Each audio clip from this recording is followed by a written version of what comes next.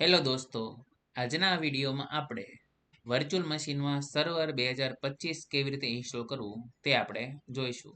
તો મારી પાસે ઓલરેડી VMware ઇન્સ્ટોલ કરેલું છે. ઓકે, અને અહીંયા આપણે સર્વર 2025ને ઇન્સ્ટોલ કરીશું. તો સૌપ્રથમ આપણે જો create a new virtual machine એના પર આપણે ક્લિક કરીશું અને અહીંયા આપણે બે ઓપ્શન બતાવે છે. ટિપિકલી જે રેકમેન્ડેડ કરેલું છે તેનો આપણે યુઝ કરીશું. આપણે કરીશું નેક્સ્ટ. અહીંયા આપણને ત્રણ ઓપ્શન બતાડે છે. તેમાં આપણે ઇન્સ્ટોલ સિલેક્ટ કરીશું. I will install operating system letter. આપણે કરીશું નેક્સ્ટ. અહીંયા આપણે માઇક્રોસોફ્ટ ઇન્સ્ટોલ કરવાનું છે એટલે આપણે માઇક્રોસોફ્ટ વિન્ડોઝ સિલેક્ટ કરીશું અને સર્વરમાં આપણે સર્વર 2025 ઇન્સ્ટોલ કરવાનું એટલે સર્વર 2025 આપણે સિલેક્ટ કરીશું. જો તમારે 2022, 2019 ઇવન વિન્ડોઝ ઇન્સ્ટોલ કરવું હોય, વિન્ડોઝ 10, 11 તો પણ તમે અહીંથી સિલેક્ટ કરી શકો છો. અહીંયા આપણે 25 સર્વર ઇન્સ્ટોલ કરવાનું હોવાથી આપણે સિલેક્ટ કરીએ છીએ. આપણે કરીએ નેક્સ્ટ. તમારે વર્ચ્યુઅલ મશીનનું નામ શું આપવું છે? અહીંયા તમે જે નામ આપશો તે મશીનનું નામ તમને અહીંયા શો કરશે. ફોર એક્ઝામ્પલ તરીકે હું અહીંયા કોમ્પ્યુટરનું નામ આપું છું ડીસી, ડોમેન કંટ્રોલર. ઓકે, તો અને આ લોકેશન ઉપર આપણું કોમ્પ્યુટર સ્ટોર થશે. આપણે અહીંયા ચેન્જ નથી કરતા, આપણે કરીએ છીએ નેક્સ્ટ. અને આપણે જે કોમ્પ્યુટર બનાવીએ છીએ એમાં કેટલા જીબીની હાર્ડ ડિસ્ક જોઈએ છે? તો મારે 100 જીબીની હાર્ડ ડિસ્ક જોઈએ, તો અહીં લખીશ 100 જીબી. ઓકે, આપણે કરીશું નેક્સ્ટ અને ફિનિશ. તો એક તમારું વર્ચ્યુઅલ મશીન અહીંયા તૈયાર થશે કે જેમાં 2 જીબી રેમ છે, 1 કોર CPU છે, 100 જીબી હાર્ડ ડિસ્ક છે. હવે આપણે અહીંયા પ્રોસેસર અને રેમમાં આપણે ચેન્જ કરીએ. તો એડિટ ધી સેટિંગમાં જઈશ અને અહીંયા હું રેમ લઈ લઉં છું 4 જીબી અને પ્રોસેસરમાં જઈશું હું લઈ લઉં છું 2 કોર, બંનેમાં રાખીશ એટલે 4 કોર વાળું કોમ્પ્યુટર થશે અને કરીશ ઓકે. અને આપણે CD DVDમાં જઈશું અને આપણે જે આઈસો ફાઇલ ડાઉનલોડ કરેલી છે જે ડેસ્કટોપ પર છે તેનો આપણે અહીંથી પાથ આપીશું. ડેસ્કટોપ પર સર્વર 2025 અને આપણે કરીશું ઓપન અને આપણે કરીશું ઓકે. આ રીતે આપણે કરીએ અને આપણે કરીશું power on this virtual machine. જેવું આપણે પાવર વર્ચ્યુઅલ મશીન કરીશું ઓકે, અને પછી આપણે અહીંયા આવી રીતે એક એરર બતાવશે. એનું રીઝન છે બાયોસને કારણે. ઓકે, તો આપણે એનું મશીન આપણે કરીએ સ્ટોપ અને આપણે જઈશું એડિટ વર્ચ્યુઅલ મશીન સેટિંગ્સ, એમાં આપણે જઈશું ઓપ્શન્સ, એમાં જઈશું એડવાન્સ, એમાં આપણે બાયો સિલેક્ટ કરીશું અને આપણે કરીશું ઓકે. અને હવે આપણે કરીશું power on this virtual machine. તો હવે આપણી ઓપરેટિંગ સિસ્ટમ ઇન્સ્ટોલ થઈ છે. તેના માટે પહેલા ફાઇલને લોડ કરે છે. હવે એનો લોગો આપણને બતાવે છે.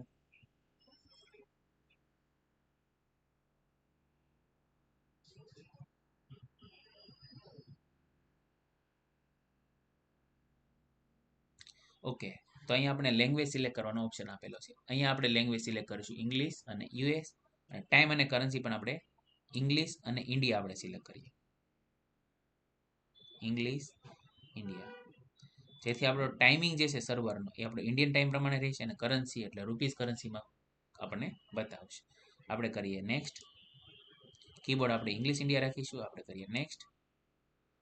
આ એગ્રી, બરાબર, અને આપણે કરીશું નેક્સ્ટ.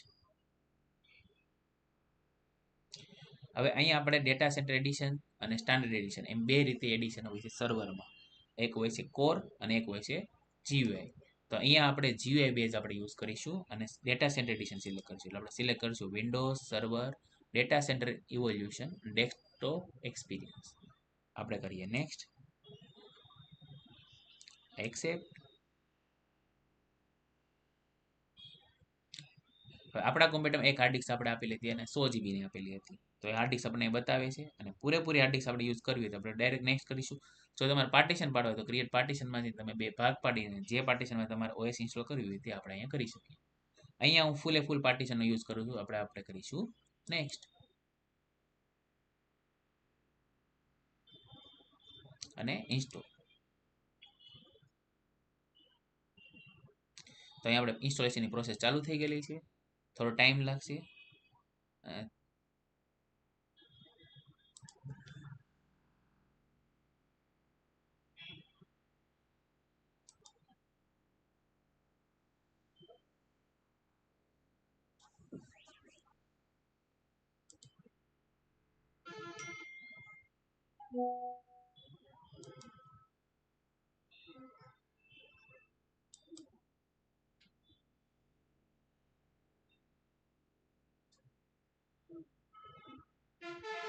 તો અહીંયા આપણે સર્વર ઇન્સ્ટોલેશન પ્રોસેસ આપણે કમ્પ્લીટ કરી અને હવે આપણે સર્વર ઓન થશે.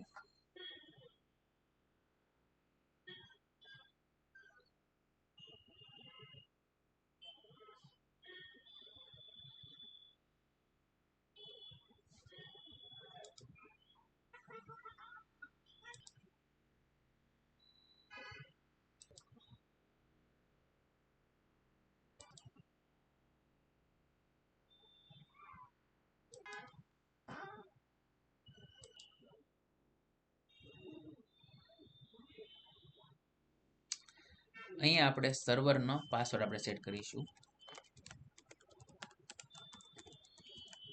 જે મિનિમમ 8 અક્ષરનો, કેપિટલ અને સ્મોલ અક્ષર પણ કવર થઈ જતા હોય એવો આપણે પાસવર્ડ આપણે સેટ કરી અને આપણે કરીશું ફિનિશ.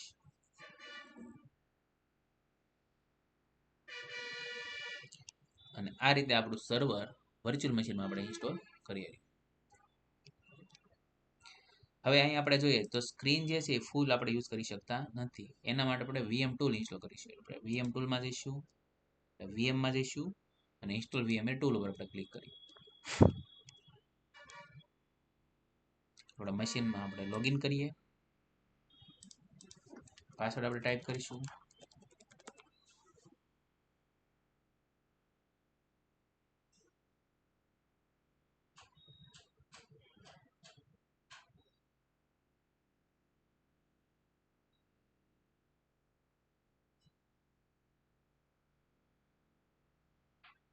એક્સેપ્ટ અને આપણે આ સર્વર મેનેજર ફર્સ્ટ ટાઈમ આપણે ઓપન થશે. આપણે એને કરીએ ક્લોઝ અને આપણે ફાઇલ મેનેજરમાં જઈશું અને ધીસ પીસી પર આપણે ક્લિક કરીશું. અહીંયા આપણે CD DVDનો ઓપ્શન બતાડે છે, જે VMA ટૂલ છે, જેની મદદથી આપણે બાજુમાં જે નવી સ્ક્રીન બતાવે છે બ્લેક કલરની સ્ક્રીન, એમાં પ્રોપર આપણે VMware સેટઅપ થઈ જશે. આપણે ડબલ ક્લિક કરીએ અને આપણે સેટઅપ ઉપર ક્લિક કરીએ.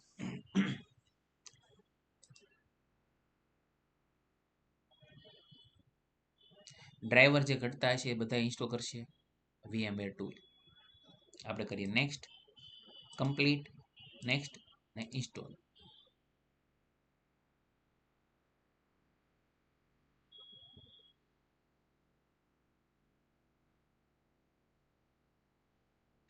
તો અહીંયા બધા ડ્રાઈવર ઇન્સ્ટોલ થાય છે, જે આપણે અહીંયા બતાવે છે. અને જેવો ગ્રાફિક્સનો ડ્રાઈવર ઇન્સ્ટોલ થશે, બરાબર, એટલે આપણી સ્ક્રીન ફૂલ થઈ જશે.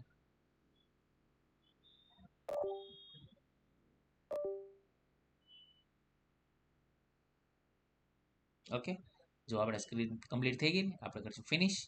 અને જો રિસ્ટાર્ટની જરૂર લાગતી હોય તો આપણે એને રિસ્ટાર્ટ કરીએ. આપણે એકવાર રિસ્ટાર્ટ કરીએ અને આપણે કરીશું યસ.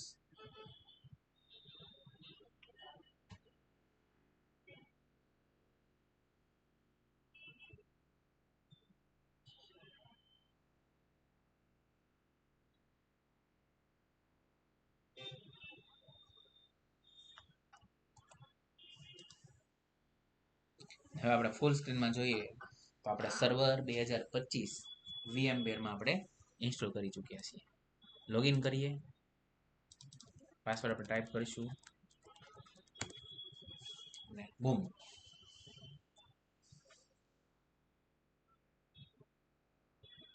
આ છે સર્વર 2025 કે જે આપણે VMwareમાં ઇન્સ્ટોલ કર્યું. તો આ વિડીયોમાં આપણે એટલું રાખીશું. નેક્સ્ટ વિડીયોમાં આપણે જોઈશું કે કોઈ ક્લાયન્ટ OS કેવી રીતે આપણે ઇન્સ્ટોલ કરી શકીએ VMware. ઓકે.